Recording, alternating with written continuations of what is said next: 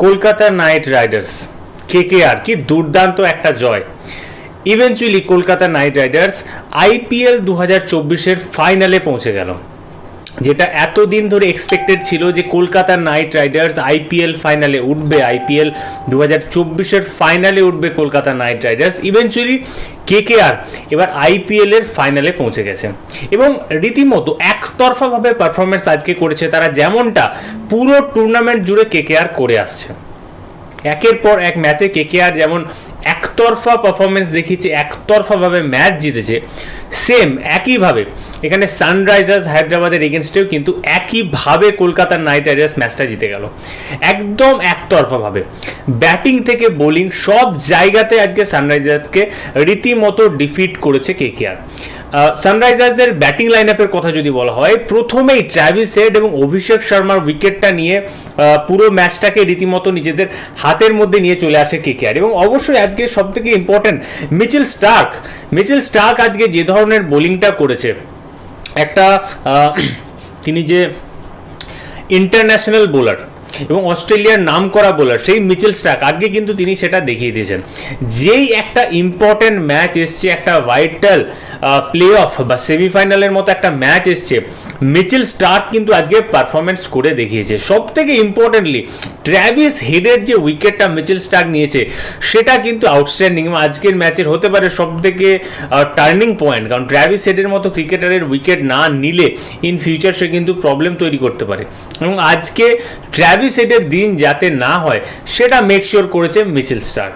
Travis হেডকে প্রথম ওভারেই সে কিন্তু প্যাভিলিয়নে ফিরিয়ে দিয়েছে। বাট এখানে একটা দেখার মতো বিষয়, এটা কিন্তু পুরোপুরিভাবে প্ল্যানিংয়ে ছিল, অর্থাৎ ট্র্যাভিস হেডের ওই জায়গায় বল খেলতে একটু সমস্যা হচ্ছিল, যেটা পাঞ্জাবের এগেনস্টে দেখা গেছিল, এবং সেই একই জায়গাতে এখানে মিচেল স্টার্ক বোলিং করে অ্যান্ড ট্র্যাভিস হেডকে এখানে কিন্তু প্যাভিলিয়নে ফিরিয়ে দেওয়া হয়। এবং কেকেআর এর বাকি সমস্ত বোলাররা লাইক বৈভব অরোরা থেকে শুরু করে সুনীল নারিন থেকে আরম্ভ করে বরুণ চক্রবর্তী সবাই, সুনীল নারিন আজকে একটু টাচ এক্সপেন্সিভ, 4 ওভারে 40 রান, একটা উইকেট, বাট ওভারঅল সুনীল নারিনের বোলিং আজকে কিন্তু খুবই ভালো ছিল। একটু রান আজকে একটু বেশি খরচা হয়েছে, কিন্তু ব্যাট হাতে আবারও কেকেআর এর সেই ভিনটেজ ব্যাটিং ফর্ম দেখা গেছে, যেখানে অনেকের বক্তব্য ছিল লাইক যে ফিল্ড শট নেই, তাহলে কেকেআর এবারে কি করতে পারবে, কিন্তু ফিল্ড শট ছাড়াও কিন্তু কেকেআর যে একটা দুর্দান্ত সাইড সেটা আরেকবার কিন্তু আজকে প্রমাণ হয়ে গেল।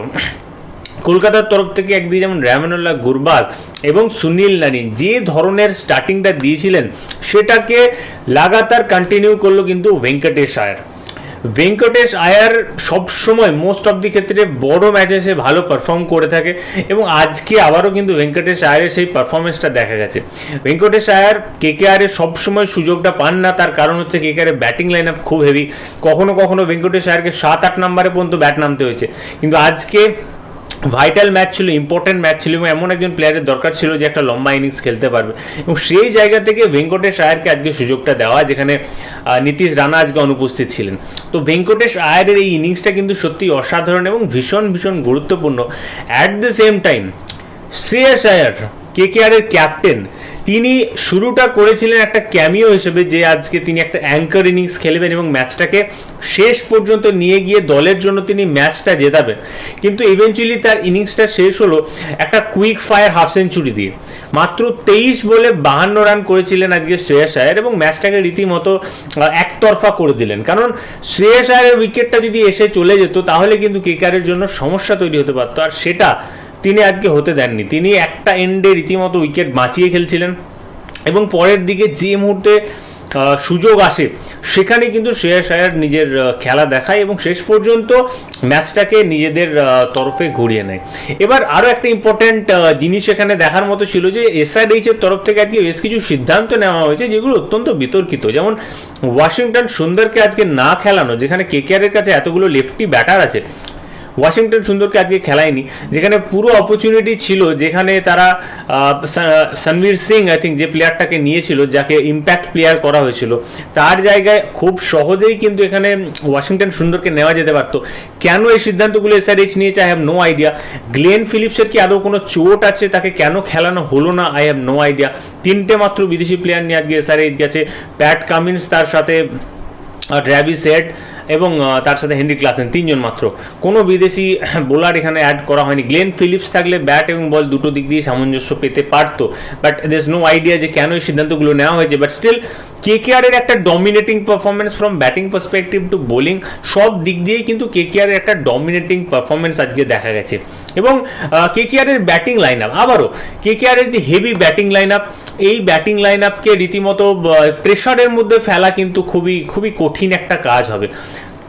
ম্যাচ যে মুহূর্তে শুরু হয়, পিচ কিন্তু খুবই ভালো একটা পিচ ছিল, রীতিমতো 200 রানের পিচ এটা ছিল, খুব ভালো বল ব্যাটে আসছিল, একটু এক্সট্রা বাউন্স ছিল যার জন্য অনেকেই এটাকে পার্থের সঙ্গে তুলনা করছিলেন, বাট স্টিল বাউন্স এক্সট্রা ছিল কিন্তু বল খুব ভালো ব্যাটে আসছিল। আর আরও একটা কারণ ছিল যে প্রথম ইনিংসেই ডিউ চলে এসছে, ডিউ চলে এলেই কিন্তু ব্যাটিং ভালো হয়, পিচ ব্যাটিং কন্ডিশন খুব ভালো হয়ে যায়, কিন্তু এসআরএইচ এর তরফ থেকে সেই ব্যাটিংটা দেখানোর কোনো জায়গা পায়নি তারা, কারণ কেকেআর এতটাই ভালো বোলিং করেছে।